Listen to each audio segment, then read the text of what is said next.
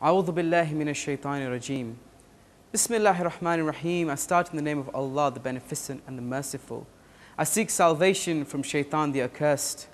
My dearest viewers, my brothers and sisters from across the world, Assalamu alaikum. Jami'an wa rahmatullahi wa barakatuh. May the peace, the blessings and the protection of Allah subhanahu wa ta'ala be with you at all times. I would like to once again welcome you to the Ramadan Show exclusively here on Imam Hussein TV with me, your host, Dr. Shabbir Tejani. Inshallah, we hope we can serve you and make this your one-stop shop for your Ramadan needs. Please don't forget to send in your videos and your clips, your pictures, your blogs from across the world to show us how you prepare for this holy month of Ramadan. Please also join us on social media, on Instagram, on Twitter, Facebook and on YouTube, inshallah. Before commencing, I would like to start off with a hadith from Amir al-Mu'mineen alayhi salam, where he says, speech is like a medicine. The right dose and it can cure, excess and it can be a poison.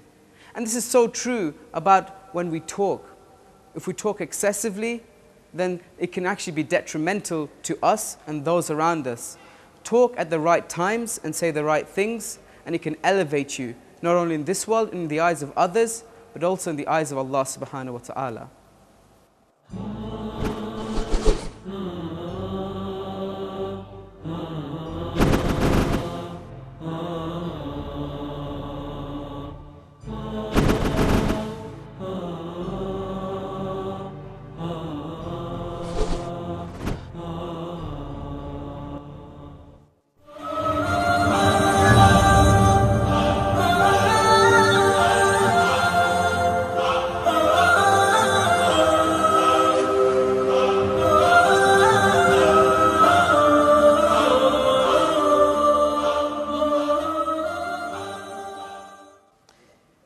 In today's episode of Spiritual Refinement, inshallah, we'll talk about that one thing that gets us close to Allah subhanahu wa ta'ala within our own selves.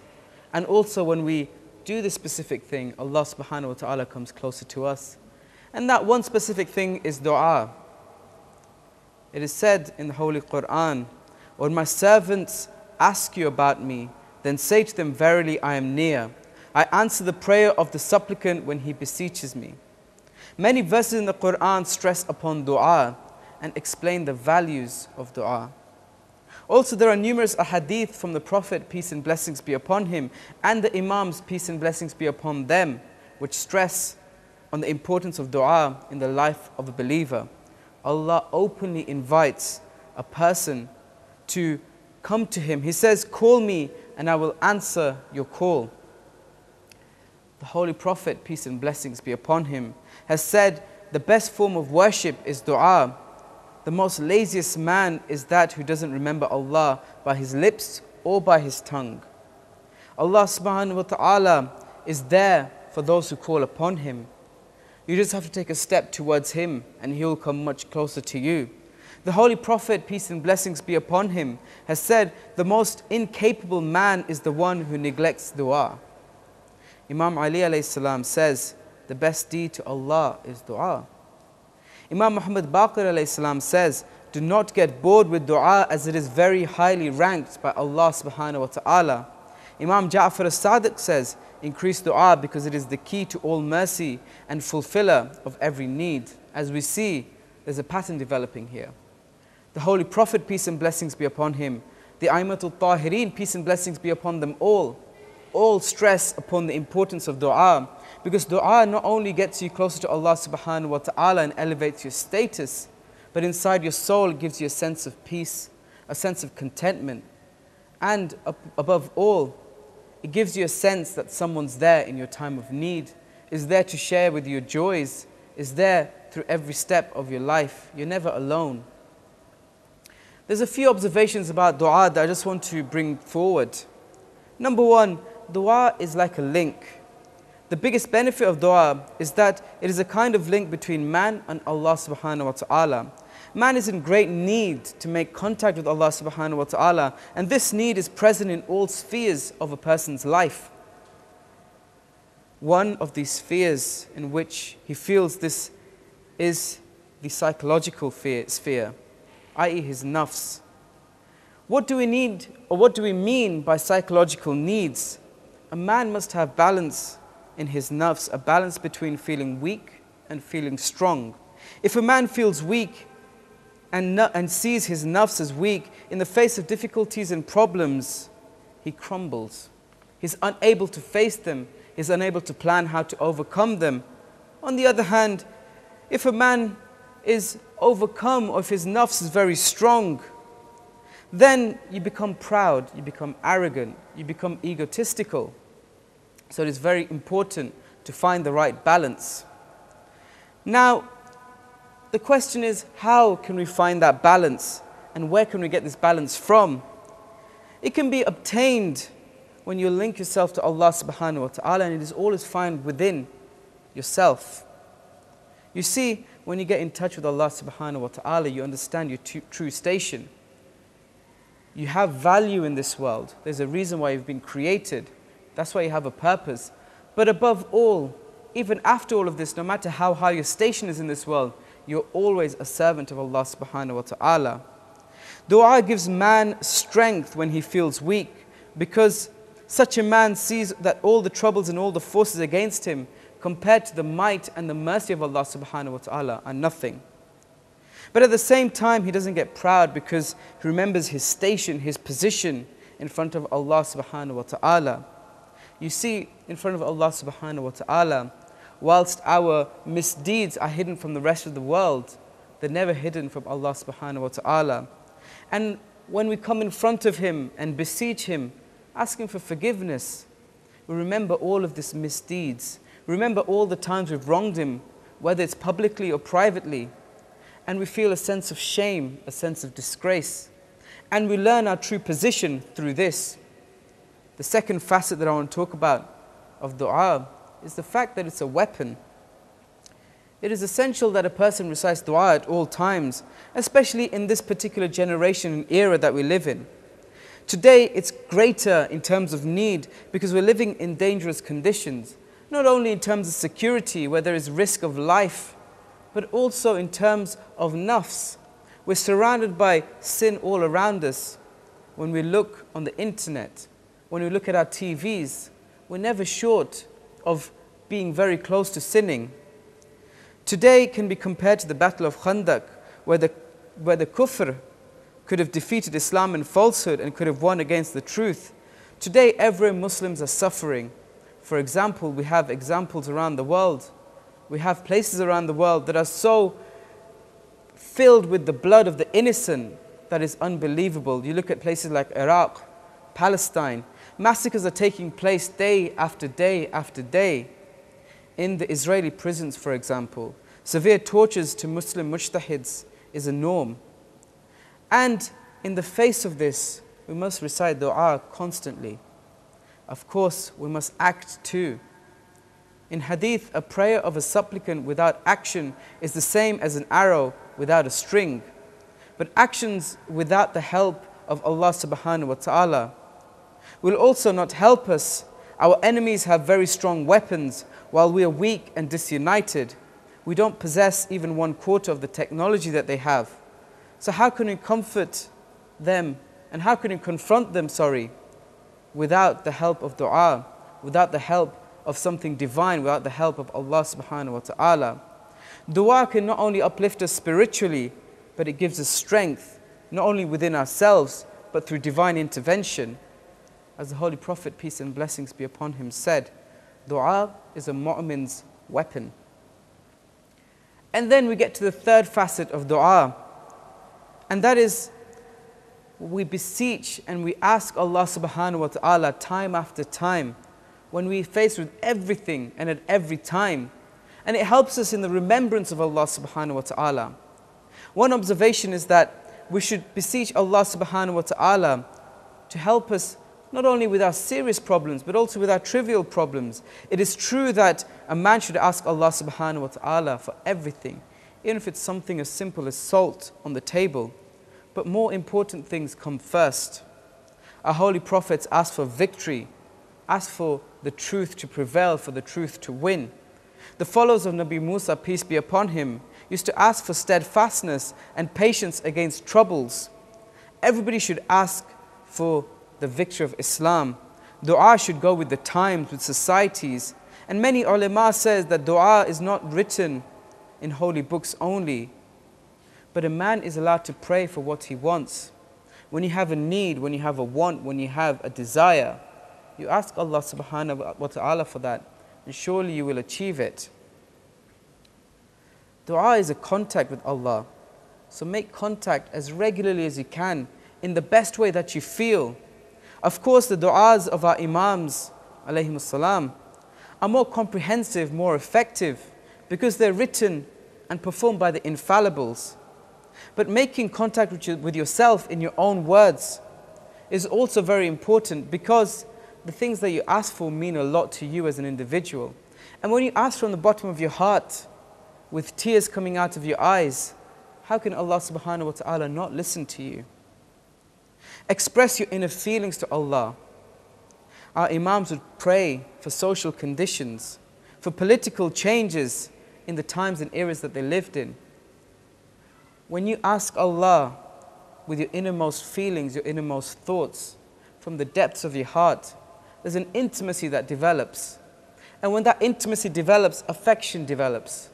And Allah subhanahu wa ta'ala loves nothing more than the servant, his servant having affection towards him, wanting to be near to him, talking to him on a regular basis. Fourthly, pray to Allah in every occasion, whether you're happy, whether you're sad, whether good things are happening or bad things are happening. The Holy Quran says, and when touches a man an affliction, he cries to us, but when we remove his afflictions, he passes on as though he had not called upon us. Here the Holy Quran is saying that when we're faced with the tough times, we always seem to remember Allah subhanahu wa ta'ala, but in our times of joy, we tend to forget about Him. Allah brings problems so that we may establish contact with Him. But some people don't even do this, even when they're faced with problems. And lastly, understand the meaning of the dua that you're reciting. Reciting du'as that have been taught to us by our Prophet and the A'immatul Tahirin, peace and blessings be upon them all, without understanding the meanings and the depths of the meanings, make it very superficial, make it lose its meaning, make it lose its significance. You see, then there is little surprise. We hardly feel the effects of it. We don't feel the significance of it in the core of our being. And therefore we find it difficult to develop intimacy with Allah subhanahu wa ta'ala. When we just read du'as in parrot fashion, obviously the du'as do carry some weight. They do reach the heavens and they do reach Allah subhanahu wa ta'ala, there's no doubt. But when you understand that, when you understand what we're reciting, when we feel the significance of it, can you imagine with the words of the A'immatul Tahirin alayhimus salam, and with the understanding of those words, what depths of closeness you can get to Allah subhanahu wa ta'ala, what affections you can develop for Allah subhanahu wa ta'ala. And inshallah, if we follow these different facets and these different verses and these different ahadiths of the Holy Prophet and the A'immatul Tahirin alayhimus salam, we can surely achieve closeness to Allah subhanahu wa ta'ala. Our desires, our wishes can be fulfilled. And even the wishes and desires that we do not ask for will also be fulfilled, because Allah subhanahu wa ta'ala knows what you need most.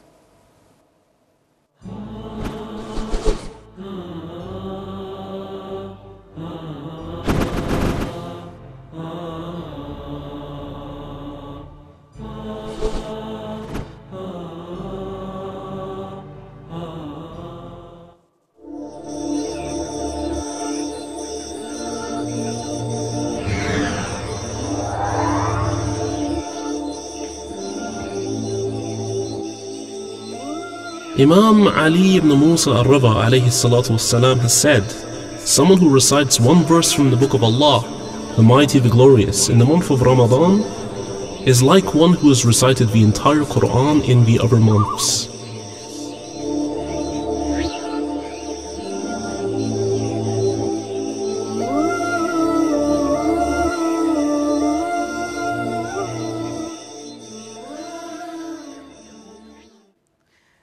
Today, as we go across the world and we look at different traditions from different places, from different backgrounds, from different people, We come to the country of Algeria, which is found in North Africa. Algeria is a country that spans a big landmass, and therefore people serve or observe this month in a different way. People in Algeria try and take as much time off as they can during this holy month. If they have any annual leave from work, they try and take it within this holy month, so that they're ready for this month and they're spiritually ready, and they can spend their time in as much ibadah as possible. The Algerian population is split into north and south. The south of the population tends to follow more Bedouin traditions, where they are self-sustaining, they make their own food, they have their own crops and their own animals, and they tend to have food that they make themselves. The north of the country tends to be an importing place. They get lots of food from abroad, and they use those foods to eat, and use those foods to continue their day-to-day lives and have it for iftar. In Algeria, very similar to other North African countries, iftar is done with soup and very, very light food. After this, people go to the mosques and the Husseiniyas, and they serve and observe the a'mal or the du'as, and there's majlis, after which they come home and they have their bigger meals afterwards. The people try and stay awake until the time of suhoor, after which they recite Salat al-Fajr. Inshallah, I hope that you can send in your videos, your pictures, your blogs, and inshallah we can amalgamate these and show it to the rest of the world to see how traditions, cultures, practices vary from place to place. Inshallah, if you do that, then the rest of the world can benefit from the material that you send in. It is always astonishing for me to see how people from different backgrounds prepare for this holy month. However, their aim, their goal, their objective is one, and that is the pleasure of Allah subhanahu wa ta'ala.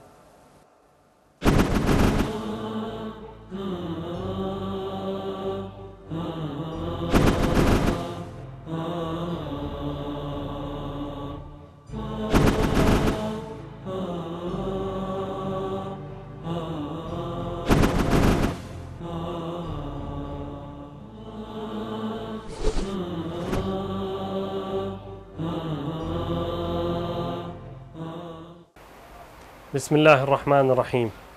Respected viewers, Assalamu alaikum wa rahmatullahi wa barakatuh.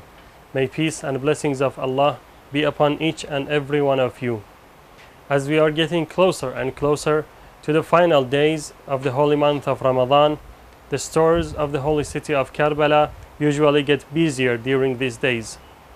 So stay tuned as we show you the atmosphere of the holy month of Ramadan during the last days of the holy month of Ramadan in the holy city of Karbala.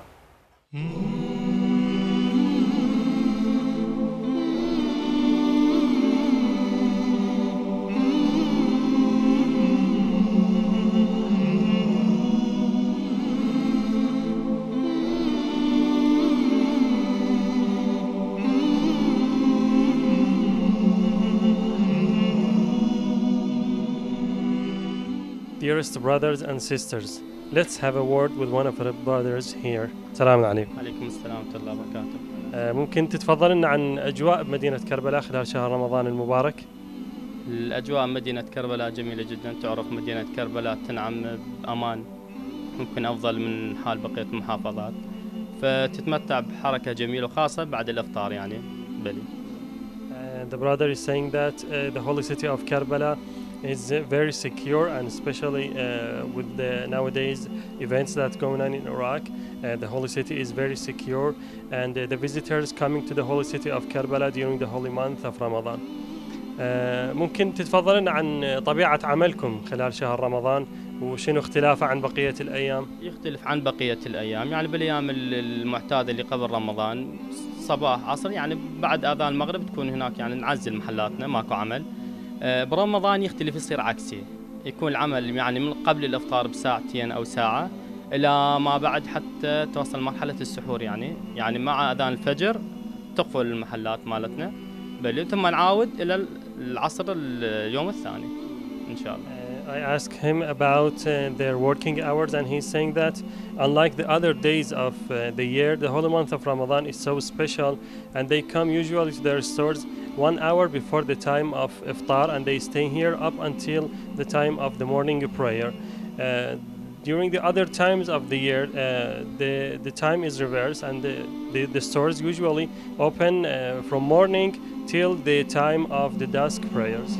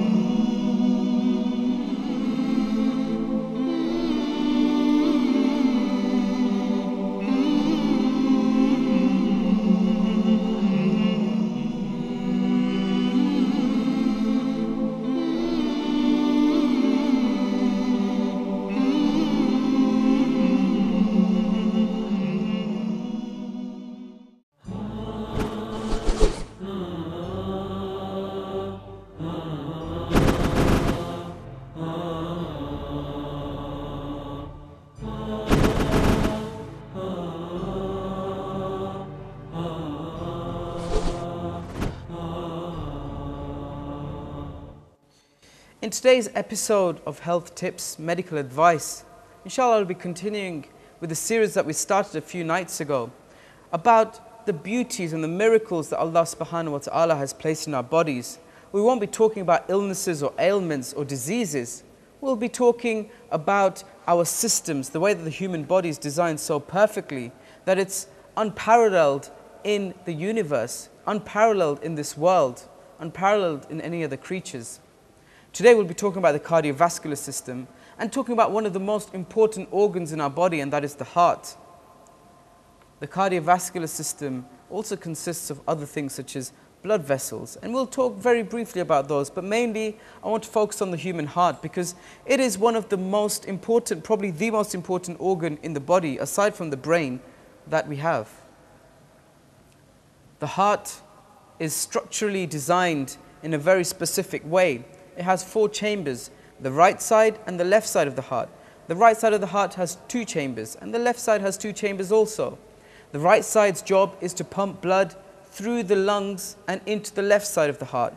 And the left side of the heart is designed in order to pump the blood from there round the rest of the body.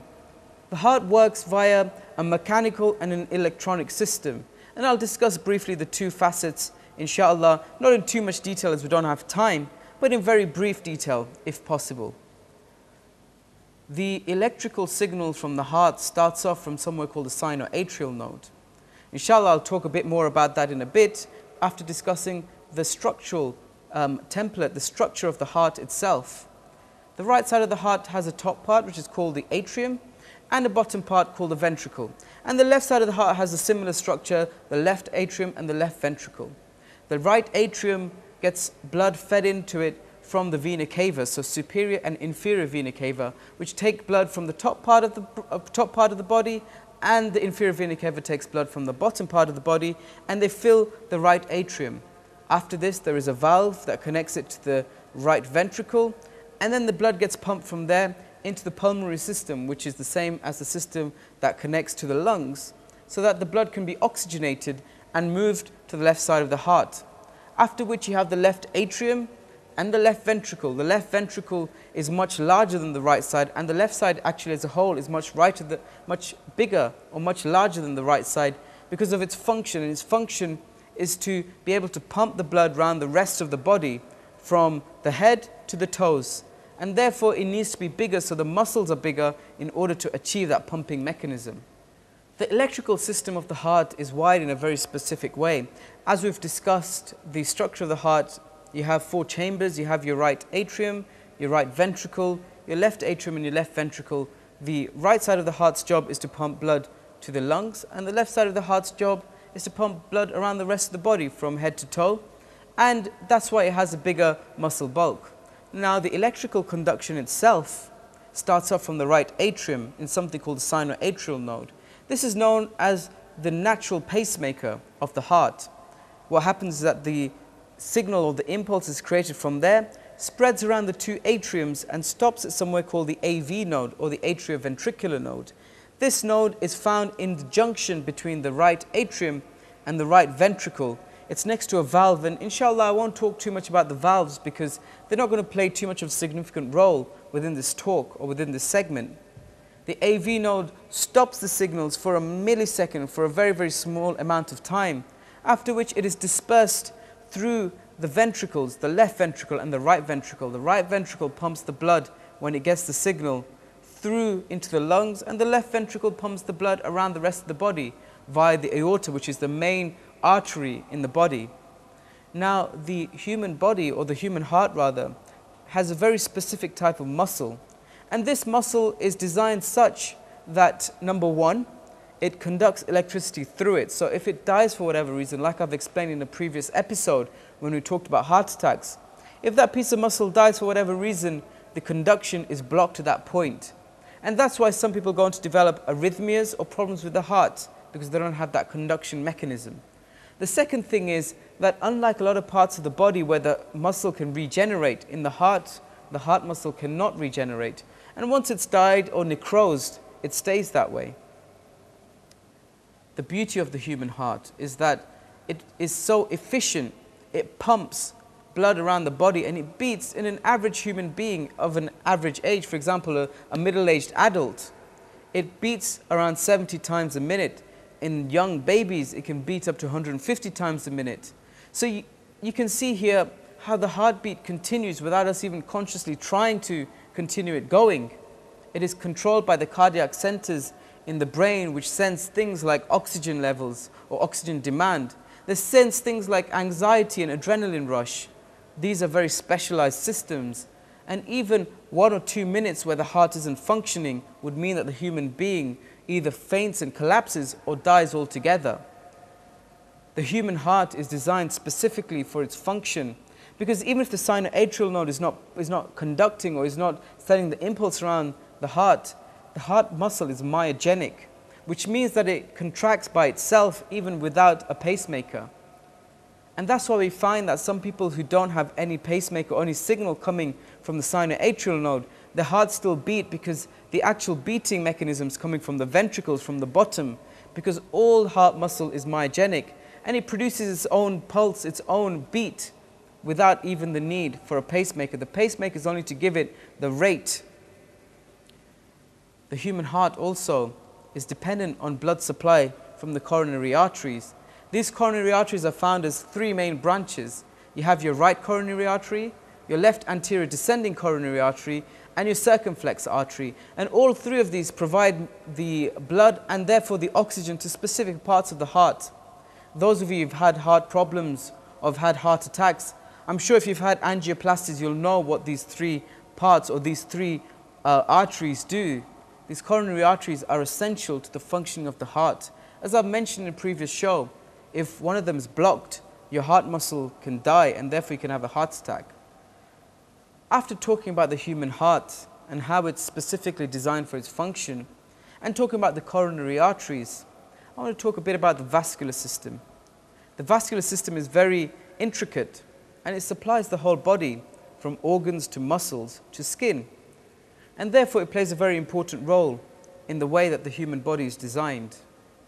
The heart pumps blood through the aorta, which is the main artery in the human body.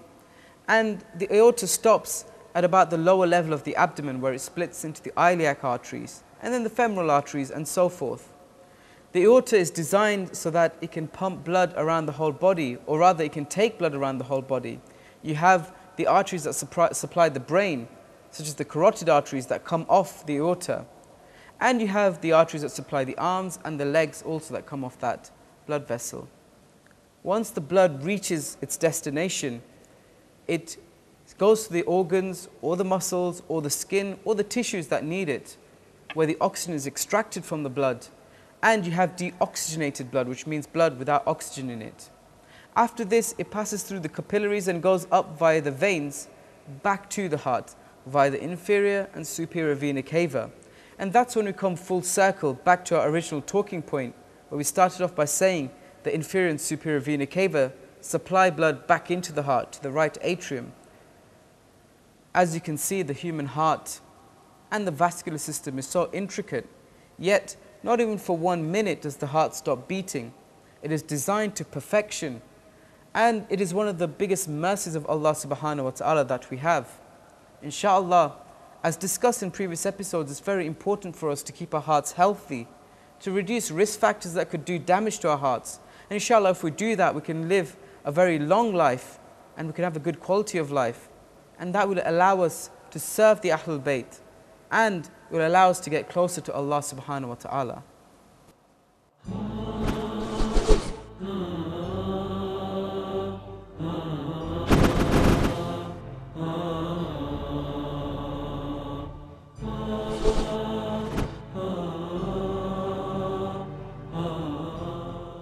Once a Khurasani chief by the name of Salih bin Hassan came to Imam Ja'far al-Sadiq, peace be upon him, and asked him that why is he not fighting for his rights in spite of the truth being on his side.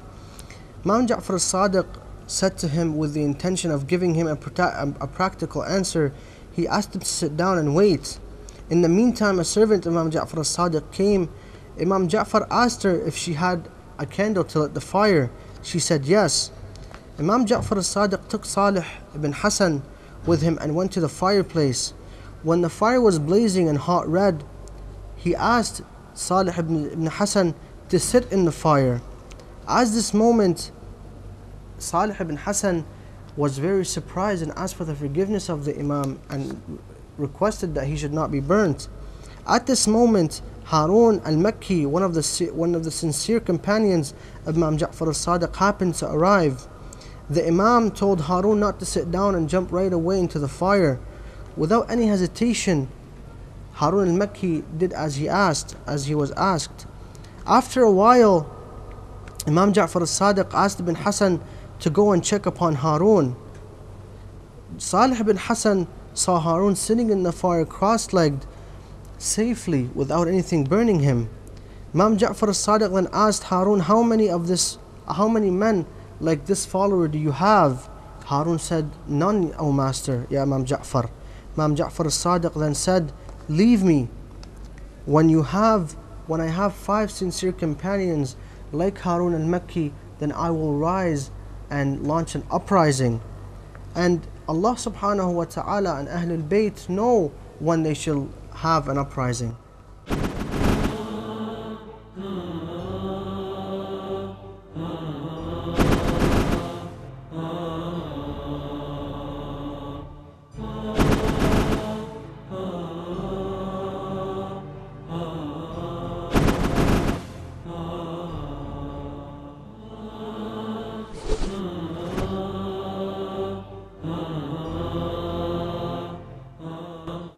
In today's episode, for the nasheed, for the poetry, I want to recite something which is one of my favorite nasheeds. And inshallah, it is called Inshallah. And inshallah, I hope that the words resonate with you and strike a chord with you, because every time I listen to it, every time I recite it, it's something that I fall in love with instantly. It's called Inshallah, and it is something that brings you close to Allah subhanahu wa ta'ala. It is something which really gets you thinking about how closest to Allah subhanahu wa ta'ala is achieved.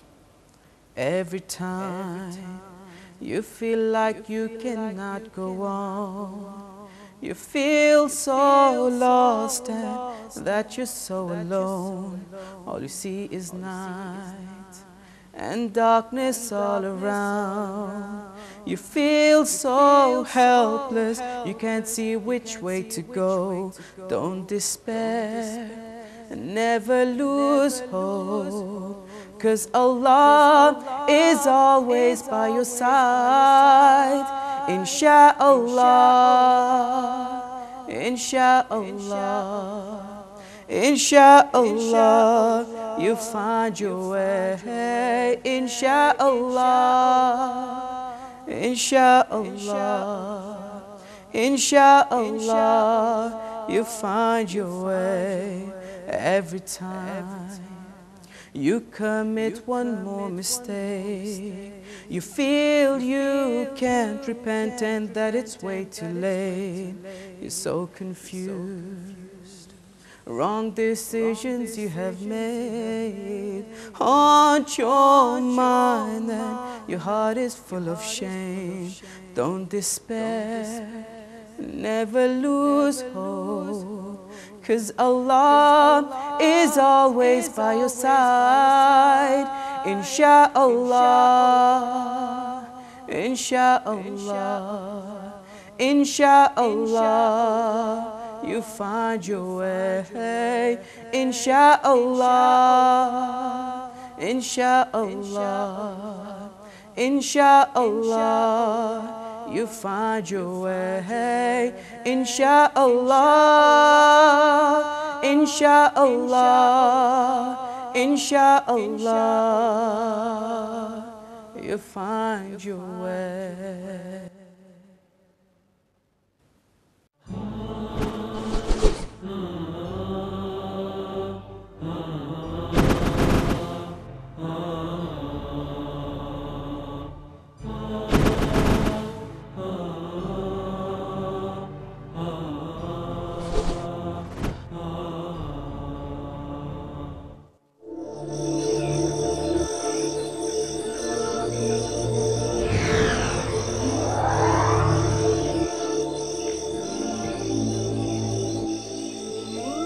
Imam Ali ibn Musa al-Rida alayhi salatu wassalam has said, someone who recites one verse from the Book of Allah, the Mighty, the Glorious, in the month of Ramadan is like one who has recited the entire Quran in the other months.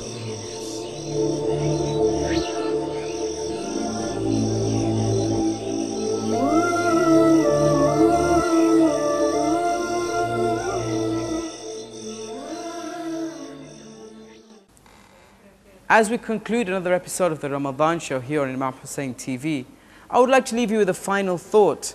This final thought comes from a saying of Amir al-Mu'mineen alayhi salam, where he says, a man's value is in the nobility of his aspirations. This means that your value, your true value, is in the sincerity of your intentions. I would like to once again thank you for tuning in to the show. Inshallah, we hope we can serve you, and we have been your one-stop shop for this holy month of Ramadan. Once again, I would like to encourage you to send in your videos and your pictures and join us on social media. Finally, please don't forget us in your du'as, and most importantly, don't forget to pray for the reappearance of the awaited Imam. May Allah hasten his reappearance. I bid you farewell with these following words. Wassalamu alaikum jami'an wa rahmatullahi wa barakatuh.